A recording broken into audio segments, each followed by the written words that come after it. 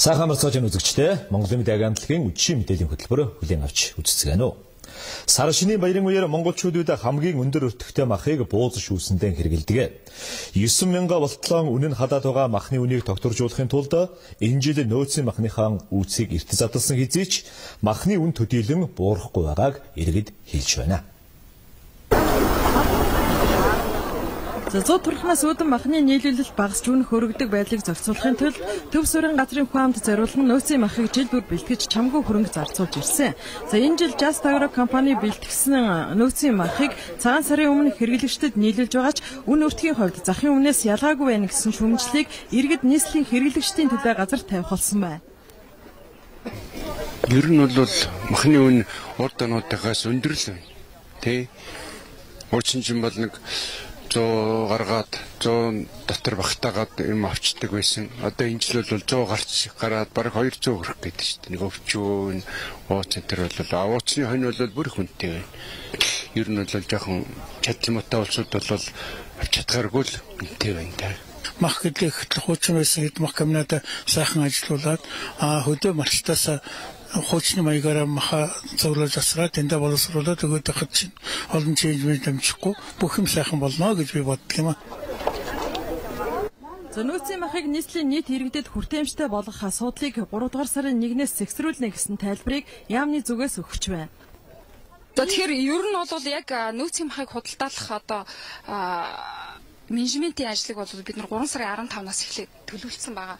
За энэ ажлыг яаж явуулах вэ гэхээр яг хороогоор дамжуулаад яг тэр эмзэг өрхүүдэд одоо орлогын түвшин бага тийм айл өрхүүдэд хүрэхээр бид нар одоо ваучерын системээр дамжуулж энэ махны одоо түгээлт хүргэлтийг зохион байгуулахаар бид нар төлөвлөсөн байсан. Цагаан сарын өмнө бол мэдээж яг цагаан сарын үйл ажиллагаа маань өөрөө яг баяр ёслолын үйл ажиллагаа тийм. Энтэй холбоотой яг тэр одоо бууз тийм. За мөн одоо тэр мах шүүс бэлтгэх үйл ажиллагаанд зориулаад тодорхой хэмжээний мах гаргая гэсэн тийм зорилгоор хийсэн байгаа.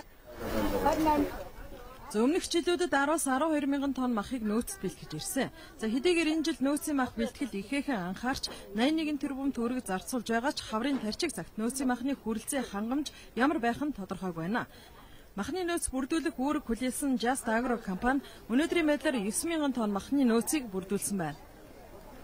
Нийгмийн эмзэг үлгийн болон хөгжлийн бэрхшээлтэй хүүхдүүдийг нийгэмшүүлэх үүднээс үйл ажиллагаагаа явуулдаг амьдрах ухаан мэрэгжлийн сургалт үйлдвэрлэлийн төв бидний мэрэгжил бидний бахархал нэртэй өдрөлгийг өнөөдөр зохион байгуулжээ.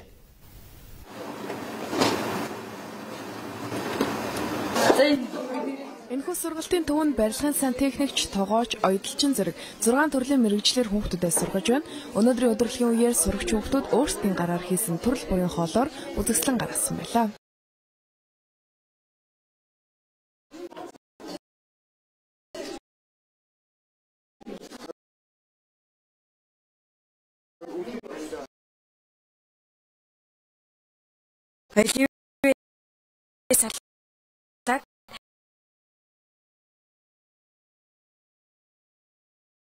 Ундаг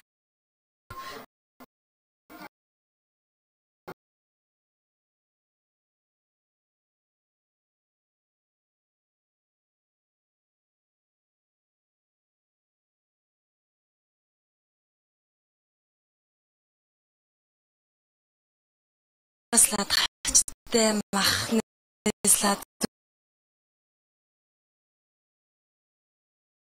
үгэмэлтэй тоорт илүү их гараараа юм бүтээвэл илүү их хурдан сайн сурдаг. Тийм болоо бид нар онлоос илүү практик ажил илүү хийдэг. Амьдрахын төвөнд 200 орчим суралцагчтайгаас 30% нийгмийн эмзэг бүлгийн болон хөгжлийн бэрхшээлтэй хүүхдүүд суралцдаг. Хүүхдүүдэд дан ганц мэрэгжил олохоос гадна хүн төлөвшлийн хичээлийг тусгай хөтөлбөрөөр заадаг гэдгийг онцлолоо. Энд бол хөдөлмөрийн сайчууд, дипломатууд, нэр алдартай хүмүүсээр нийгэмд хүн яаж төлөвшөх ёстой юм бэ гэдэг шиг. Ингээд бидний зорилго бол зах зээлийн одоо эрэлт хэрэгцээнд одоо хангасан өндөр мэрэгжилтэй байхаас гадна нийгэм төлөвшсөн тийм ажилтан бэлтгэхэд л зориулж хийж байгаа зүйл дээ. Ядарсан хүүхдэд нэг удаагийн бэлэн хоол, хувцас өгч бэлэнчлэх сэтгэлгээтэй болохоос илүүтэй тэдэнд мэрэгжил олгож амьдрах ухаанд сургах нь зөв гэдэг үднээс энэ төв анх үйл ажиллагаагаа эхлүүлж байжээ. Амьдрах ухаан төв нь үйл ажиллагаа явуулсан 20 жилийн хугацаанд 13,618 нийгмийн эмзэг бүлгийн хүүхдэд мэрэгжил олгож үүнээс тал хувь нь одоогоор ажилд ороод байна. Одоо үзэгчид аавхан олон улсын үйл амьдралын мэдээ хүлээн авцгаана уу. Өчигдөр Америк нэгдсэн улсын Нью-Жерси мужийн нэгэн дунд сургуулийн 366 сурагч Гиннесийн номонд бичүүлсэн байна. Ховор дээд амжилтуудыг бүртгэдэг энэ номонд тэмдэглэгдсэн тэдний энэ үйлдэлийг олон улс орны хүүхэд багчууд гэлтгүүгээр томчууд ч мөн хийх дуртай байдаг юм а. Ямар нэг цахилгаан болон шаазан бараа бүтээгдэхүүнийг худалдан авахд зөөлөвч болгон бод савладаг энэ хийтэй уутыг хүн бүр мэддгээс гадна хизээ нэгэн цагт чатбат дуугарган хагалж байсан баха.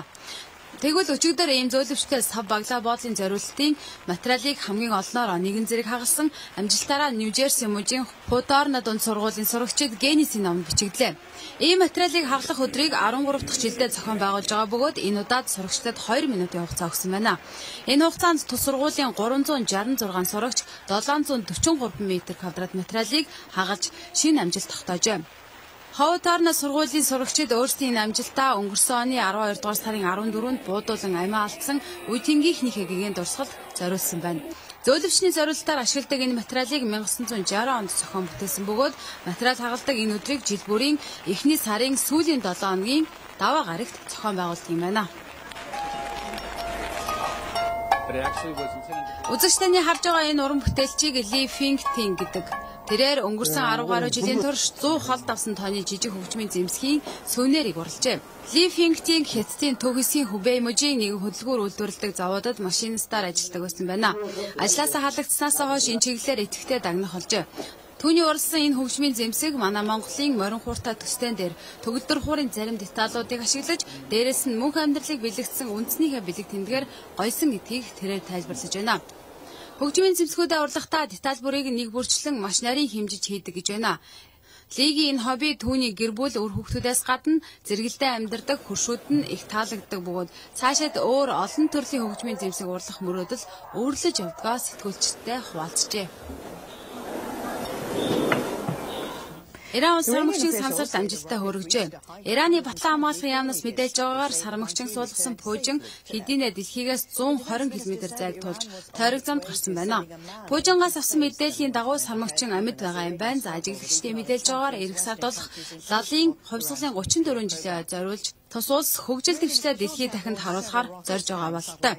Ираны батлан хамгаалахын сайд Ахмад Вахиди телевизэд өгсөн ярилцлаганд энэ үйл явдлын ач холбогдлыг саашааж сансарт хүн илгээхэд тун ойрхон байгааг онцолжээ. Барууны улс орнуудын зүгээс 20 арга хэмжээ тавьсан ч Иран улс сансрын салбартаа дэвшилтэд алхам хийж чадлаа гэдгийг тэрээр энэ мэдээллээрээ хэлсэн байна. Иран улс ойрын хэдэн жилийн хугацаанд хэд хэдэн Пужинг сансарт хүргэсэн юм. Үүний дараагаар 2001 онд мөн сармагчин сансарт хүргэж байсан ч бүтлгүүцсэн тухай мэдээлж байна.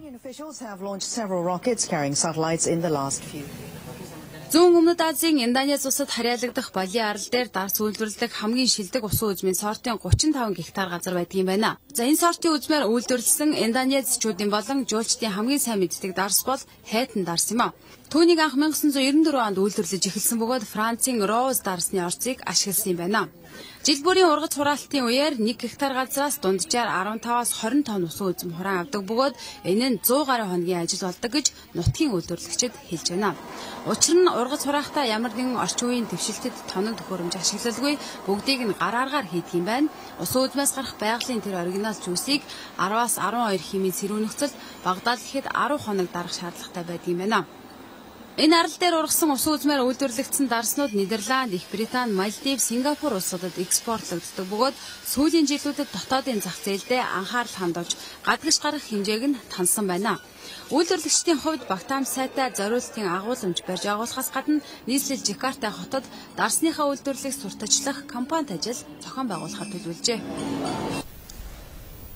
Бид тавханд гадаад үйл амьдралын зарим мэдээ танилцууллаа. Одоо цагаагаарын сэрэмжлүүлэг мэдээ хүлээн авцгаана уу. Маргааш буюу 1-р сарын 30-ны өдөр нутгийн баруун өмнөд хэсгээр 31-ний өдөр ихэнх нутгаар цас орж, цасан шуурга шуурч, хүйтрэх тул нийт ард иргэд малчид тээвэрчдийг анхаарал тавиаж, болзошгүй аливаа эрсдлээс сэрэмжтэй байхыг онцгой байдлын ерөнхий газраас анхааруулж байна. Одоо нийтмэлт гарах цаг агаар мэдээ хүлээн авцгаана.